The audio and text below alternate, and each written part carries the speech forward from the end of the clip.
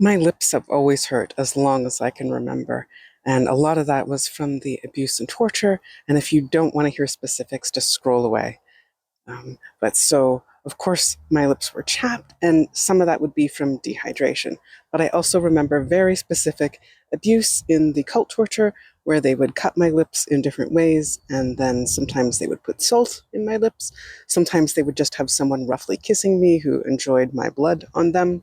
Sometimes they would put needles in my lips. And with all of that torture, there was always a specific mind control message. And so my lips were always hurting.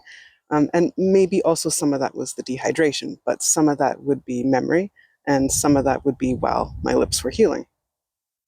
And I would just ignore it. I would just ignore that pain because it was small compared to some other things, but also I would try and ignore the pain in my entire body because I didn't know how else to survive and cope. And dissociation was a huge part of surviving and coping and getting through.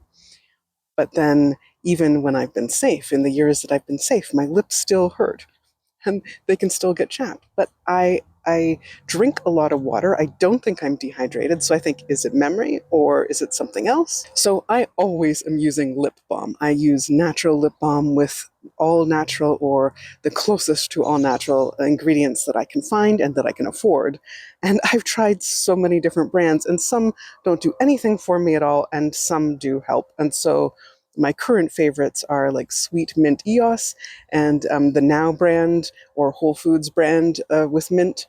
And those actually feel soothing when they go on, and it stays soothing for a while. But if you also have lips that hurt, like often, what do you use? I'd love to hear. I don't use lip balms that have chemicals or unnatural ingredients. Like, my body is really sensitive to chemicals and drugs and all sorts of stuff. Maybe because of all the torture, maybe because I'm neurodivergent.